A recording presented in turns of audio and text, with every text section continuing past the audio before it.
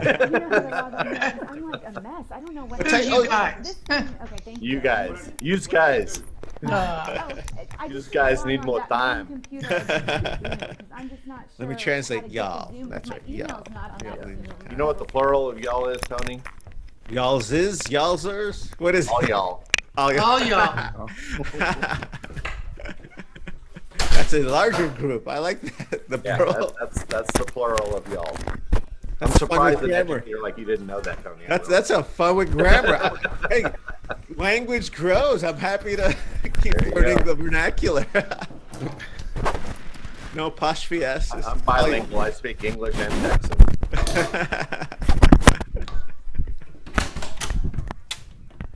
So Sally stepped away. You guys can, let's review. What didn't you get enough time to talk about?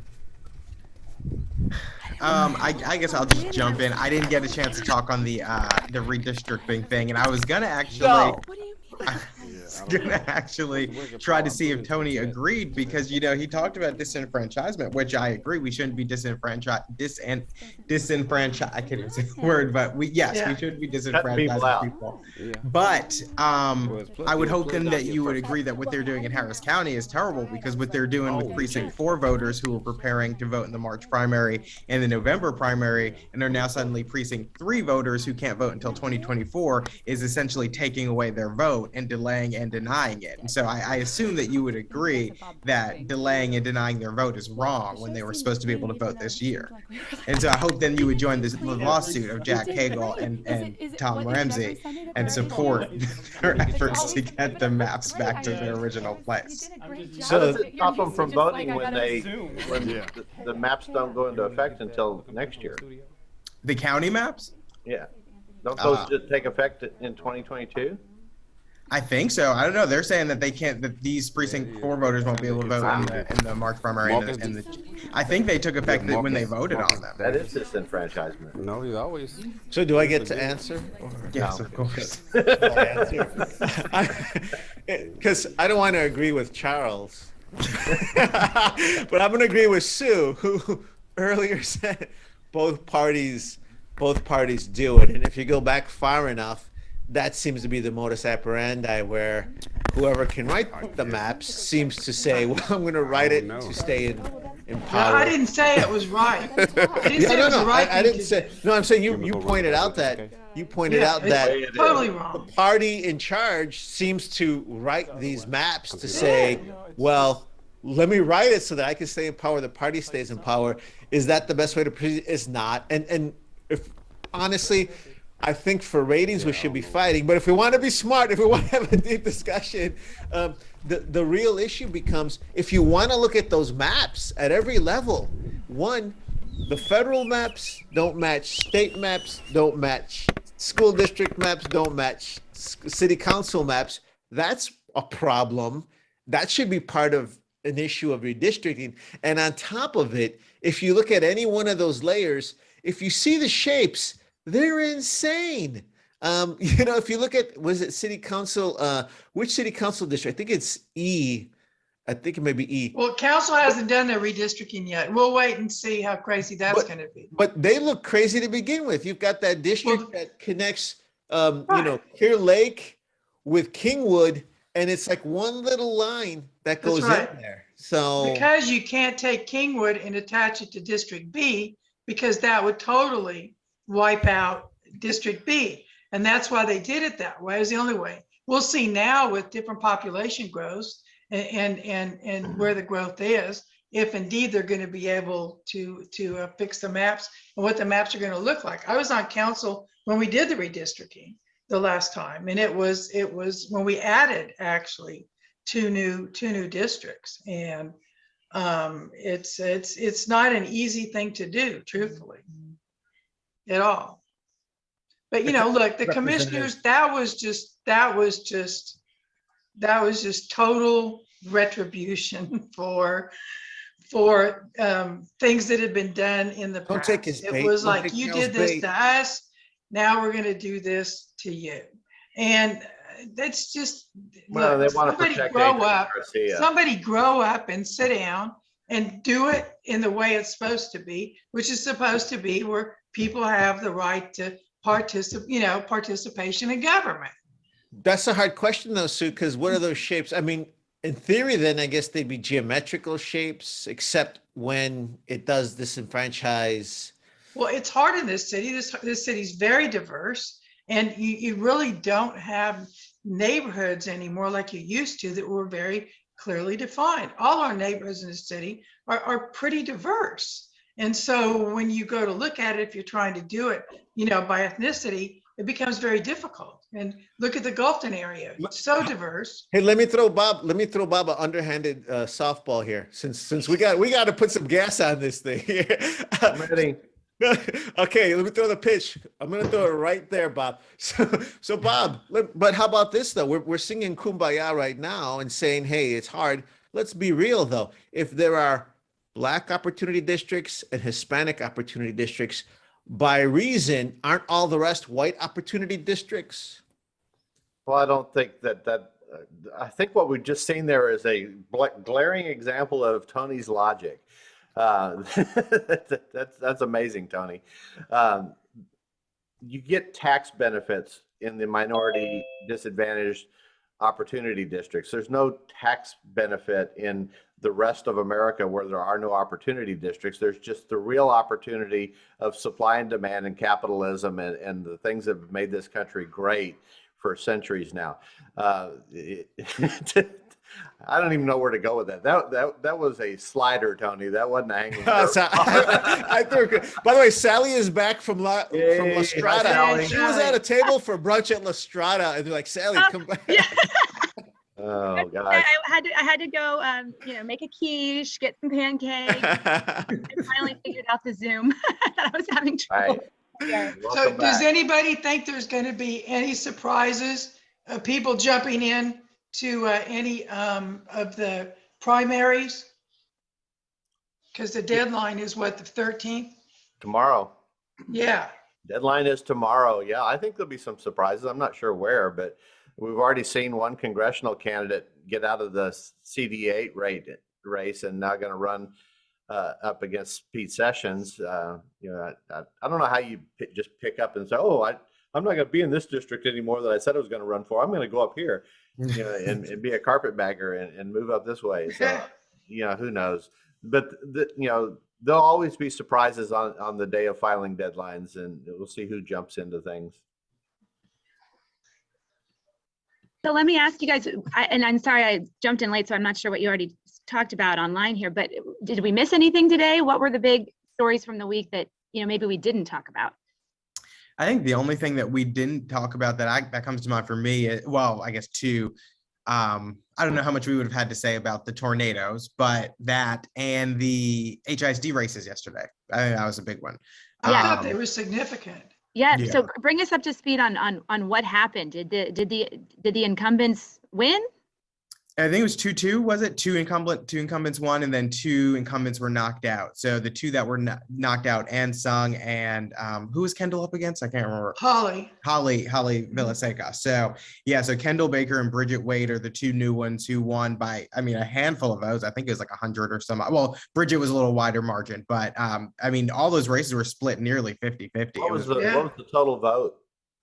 I don't know. Let me pull it up. I'll tell you in a second. It was very low. Yeah, that's the problem with those things.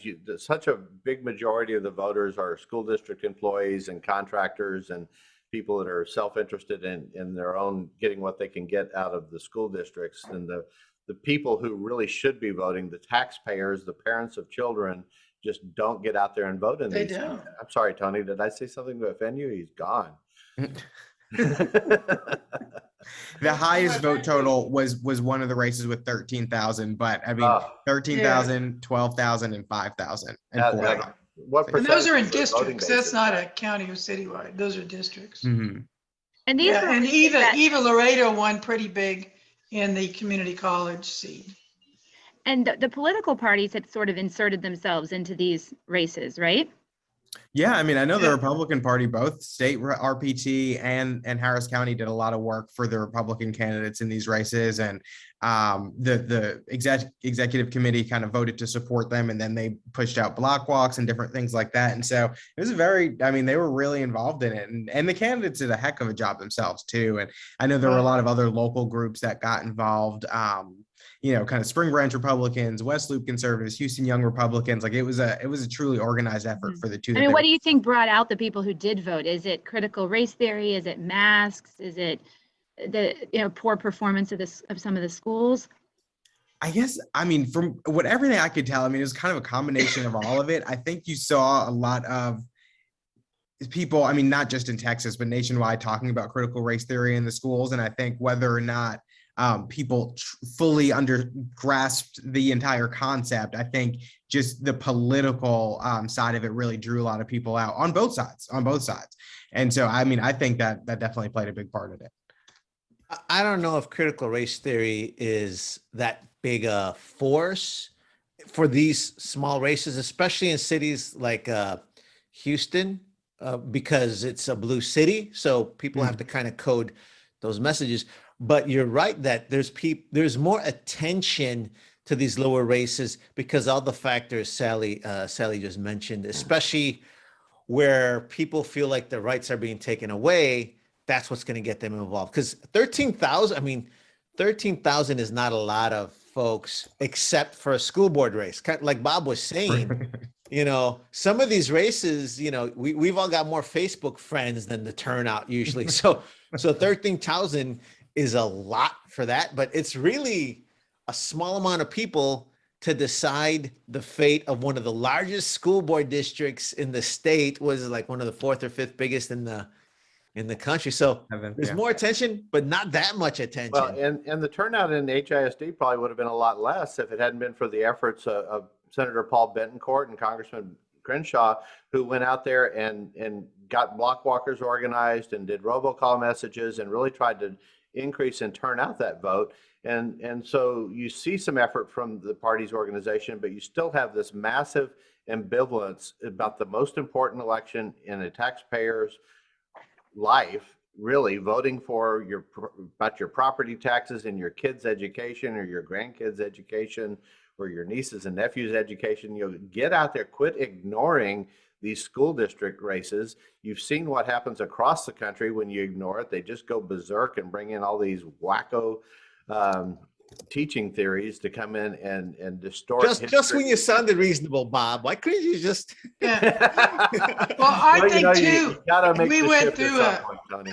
We went through such a period of chaos with HISD where it was very chaotic, and we had a interim superintendent who I thought did a good job, and then we got a board. It became much calmer, and things started to move forward in a much better fashion. And now we have a new superintendent, and I think when that happens, then people tend not to be engaged in it because they think everything's okay, everything's going well. I don't really need to be involved. They're doing fine. But I think these races had very distinctly different candidates in each of the races. You had a new guard in the Heights, and Santos had been on for a while, very close race. You had the Bridget Wade and Sung race, which Bridget Wade did win. And Sung last time only won it by like 10 votes, but have those districts changed, and what happened?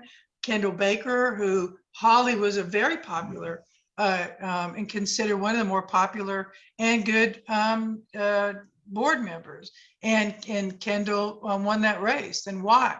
I think it'll be interesting to see how they won and why did they win. I think it's kind of a forecaster, a precursor. Sorry, if I could change the topic here real Sure. quick. The Biden administration this week very quietly reinstituted President Trump's Remain in Mexico program. They decided they actually did have to follow the law and the court ordering them to do that. However, their implementation of it has been very, very selective. Of the migrants who are now surging in record numbers again across the border, trying to get in advance of the application of this program, the administration actually only turned back a very small handful of people. And these are not asylum seekers. Let's be real clear about this. These are not asylum seekers. These are people who are seeking economic opportunity. And you're seeing people, Venezuelans who've been living in a safe harbor third country for decades, that are now wanting to come up here and claim asylum. They've been living in Peru and in Chile and in some of these other countries in South America, and now they just want to come up here and claim asylum. And you're seeing them come across in record numbers. It's a distortion of our immigration system. Congress needs to get off its backside and do its job and write some sensible immigration laws and fix some of these problems so that presidents aren't having to make executive orders one way or the other to try to do things to solve the problem. But clearly, this problem that we've had for the last 10 months now started on day one of the Biden administration when he, with a single pen stroke, stopped construction of the border wall, ended the Remain in Mexico program that reduced illegal immigration by 95%, and has flooded this country with hundreds of thousands of people bringing the COVID virus into the United States, hypocrisy against American citizens, and the impact of the taxpayers of the state of Texas in healthcare, in education, in other social services is astronomical and is yet to be counted. Wow, you blamed everything on the border. Wouldn't you? I mean, he just took everything and blamed it on the. Well, when you pack 1 million people into Texas, Bob, from illegally into Texas, here's what you left off, Bob. People. Bob, here's what you left off. Oh, Day okay. one, after Biden got into office, he ended Trump's discrimination against Latinos and people of color who happen to be immigrants. He stopped separating families. He stopped ripping away children from their mother. We don't even understand the extent of that trauma. The vilifying of the United States across the country. We're supposed to be the progenitors of democracy. And instead, we were basically really traumatizing families at that time. I'm glad that ended. And additionally, the border wall, still going on down there. The border wall was never going to work. You're talking about, you might as well put the Great Wall of China on one side. And I know Republicans want to ban discussion of structural discrimination, but you got discussions about militarizing and creating a border wall on one side of the country. What about Canadian influxes of people? That's never on there. That's just proof right there. Actually, I write about that every day. Structural discrimination. So the fact that you still have this Donald Trump era view of vilifying immigrants for everything is wrong. And let me close with this, Sally, because I don't want to just talk about this. I have some other stuff that I'd like to bring up later. But the whole idea of that, you want to blame everything on immigration is just imprecise. And it helps the rich people, because guess what? Bob alluded to people who want to make money. If you've got money, you can easily transgress all of these borders. It's working class people that either want to come in for jobs or Americans who want to hire them because they need help taking care of their aging parents or their growing kids. But I don't want to spend all the time on. So finally, Tony gave me the hanging curveball. You talk about if you have money, you can just come here legally and all of that kind of stuff.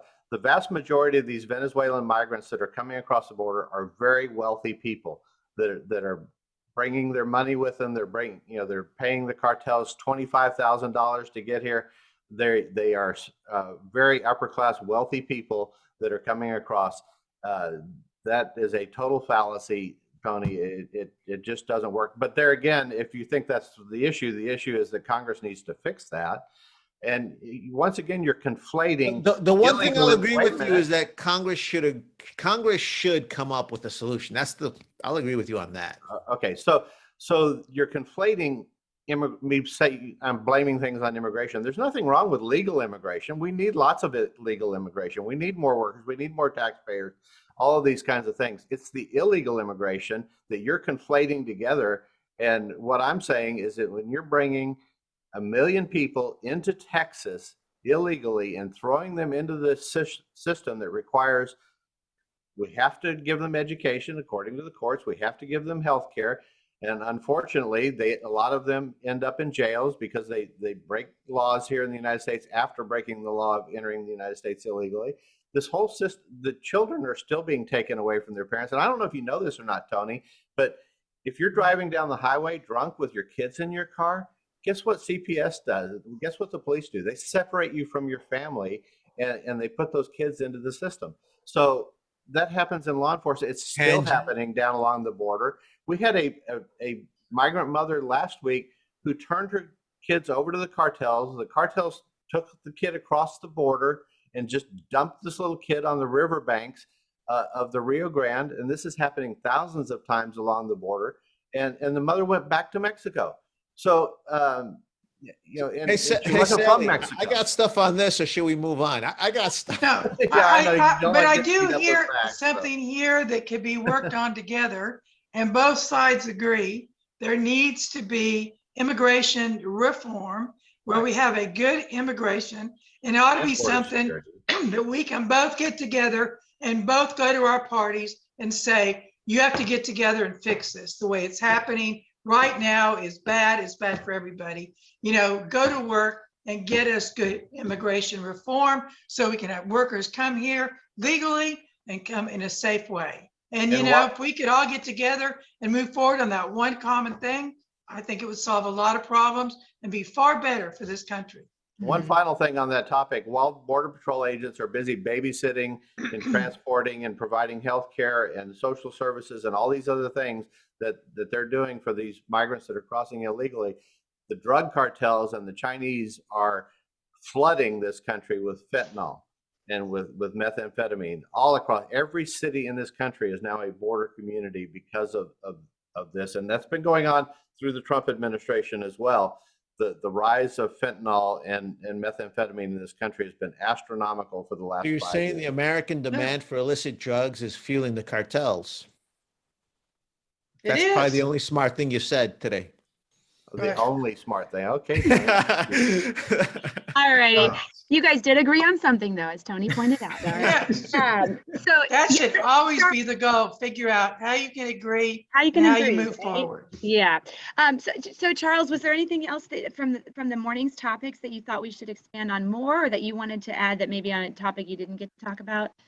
Not really. Before you hop back on, I did mention the part about the redistricting and specifically Harris County because Harris County, because I felt that they were slighting voters by moving folks from precinct 4 to precinct 3. These people who would have voted in this upcoming March primary and upcoming November general election now have to wait till 2024. And so I got agreement with Tony on that one. But I do think looking forward, city council is going to have to do redistricting.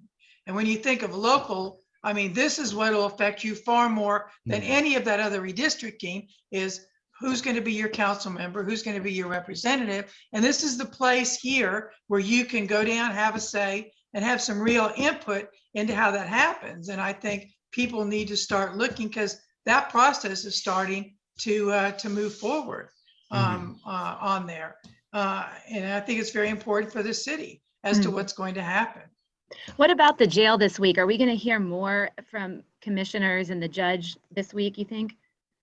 I mean, I certainly hope so. That this going back to that, the simple fact that the Sheriff's Association or the Deputies Association came out with these warnings. I mean, you know, we often hear County Judge Hidalgo talk about how, you know, it's Republicans who are blowing up this crime issue and crime is up everywhere across the country. But it was the Sheriff's Association that came out with these warnings. And then immediately after, we see this just consecutive issue. I mean, with Fred Harris, with the assault on the officer, and then this week with the investigation into the other officer who allowed for the one inmate to get jumped. Like, these are very real issues, and you cannot make them partisan as much as she wants to try to probably blame Republicans for blowing them up, but they need to handle. I mean, it's I think you just made it partisan. But you know what, Tony? I mean, I don't want to make It shouldn't hard be, for though. but It quite shouldn't be, frankly, right. We have a Democratic county judge, and it does fall at her lap. Like, it is her responsibility. She's not the Agreed. sheriff, but she is the top. She's the tip of the spear in the county, and this falls under her. It's under her She authority. It's controls under the her checkbook. responsibility. And if Right. is that Bob? Out of Control the anybody checkbook. I would expect that would do the right thing is a Democrat that would be elected to be county judge, that would make sure the people that are in prison are safe and the people that are taking care of them are safe also. And to Who's go that and gonna find be? the funds that you need to go in there and do this. And I think part of all this, especially all this public safety stuff, has to do with, we'll see how everybody goes after the filing deadline on the 13th. I think a lot of this, everybody is just posing and posturing because they don't want to draw a primary opponent. I think some conversations will change after that when the ballot is set. But come on, you're in charge. This is your responsibility. This is just inhumane to the prisoners and the guards about what's happening. Find the money and fix it and do the right thing. And they should get ahead of it. They should be talking about this constantly, not just during this news cycle, but on. Hey, Right, Sally, quit talking about it and fix it. What Can I'm we- concerned about is that after the filing deadline, if they don't draw a strong opponent, then they go right back to their socialist agenda that they had prior to this, and shutting down the funding for law enforcement and prosecution in this county. There are no socialists running for office. That would be contradictory. So, hey, Sally. It's not contradictory at all. It's the truth. Sally, a couple of things. So, one, today is December 12th, La Fiesta de la Virgen de Guadalupe. Shout out to all the Guadalupanos out there. We're always thinking about La Virgencita. So, the shout out to our community for that. But one other big news factor. Wait! Before you go over that, why don't you explain what that is for the Yeah, rest? what is it, Tony? Oh, sure. So on December 12th, Mexicanos, especially Católicos, remember the history where it was reported that the Virgen de Guadalupe appeared to a humble indigenous Juan Diego. And this symbol, of course, you've got intellectual responses that say, hey, did that really happen? But you've got very powerful spiritual examples of what that led to. And this symbol becomes a big part of the Mexican community, Mexican American community. That symbol comes back not just during when the Aztecs and the Spanish were, in this transition in Mexico, but when the Mexican fight for independence came up, that the symbol of Virgen Guadalupe inspired the people to get rid of the King of Spain. It comes back during the Cesar Chavez Chicano civil rights movement, where he's doing the march to Delano and carrying that banner. So today you're going to see a lot of the churches and families, remember that. So I appreciate you asking. And on the other thing I did want to mention was this week, Richard Molina, who's now the family leader for the Joe Campos Torres family, and he was basically the chief finner, and Mayor Turner apologized publicly to Campos Torres' family because he was murdered at the hands of Houston Police Department back in the 70s. That was a big moment before this. But this week, Richard Molina reported that the city has come up with an idea to honor the legacy of Joe Campos Torres, including a monument, building in the fabric of the city structure. And he also was addressing police officers. So I think that's a huge step forward. Folks have mentioned the socialization of police department, the funding police department. I think all of us has said, let's get real. Let's work with the community. I think that's a great example of the administration working with the community. Mm-hmm. Very nice. I appreciate you bringing those up. All right. Hey, it looks like it's 8:30. You guys ready for breakfast and coffee and start your day? Thank I you. just wanted to give a Thank quick you. shout out to, I'm sorry, go ahead. Oh, go Sue. ahead, Bob. All right. Just a quick shout out to our viewers in East Texas who are tuning in both on Facebook and watching the live broadcast. It's great to have those people out there. I want to wish everybody a Merry Christmas and a happy and joyous and amazing 2022. Very nice. Merry All right. Christmas.